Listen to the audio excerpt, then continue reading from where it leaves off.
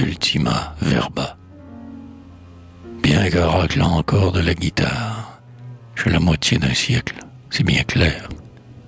Je tousse trop, cela tourne au cathare, et suis, hélas, lorsque revient l'hiver, à la merci du moindre courant d'air. Plus d'une place en ma bouche est vacante, je m'alourdis, ma halte est plus fréquente, lorsque je fais les chemins coutumiers. Et la jeunesse à 50 ans, 50, c'est seulement pour les jeunes premiers. L'âge m'est dur, bien que je m'y résigne. Je blanchis peu, ce qui n'est point normal. Les cheveux gris peut-être suis-je indigne. En moi pourtant s'affaiblit l'animal. Je m'endors tard et je digère mal. J'ai bien toujours une petite amie. Mais c'est avec beaucoup d'économie que je lui prouve encore mon sentiment. Je me sens vieux, même à l'académie. Si je faisais un peu mon testament, on n'en meurt pas. Et puis la mort, j'y pense, d'un ferme cœur et sans jamais frémir. C'est le repos et c'est la récompense du malheureux fatigué de gémir. Hamlet a bien raison.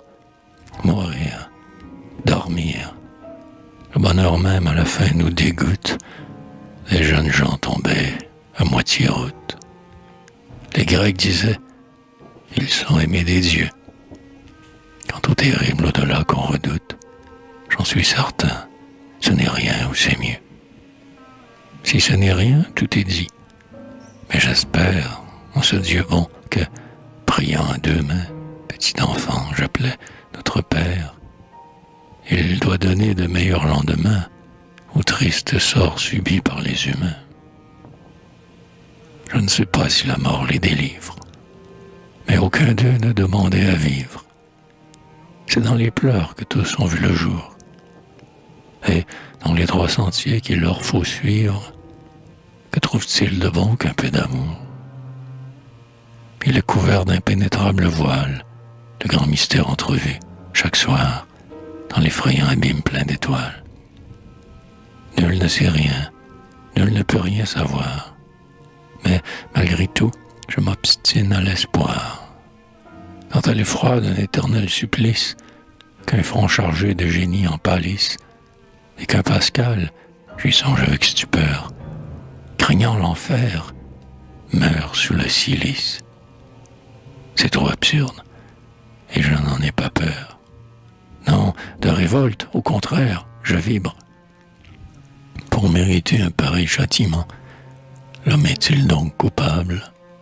Il n'est pas libre, car ses instincts et son tempérament le font esclave, et le dogme nous ment.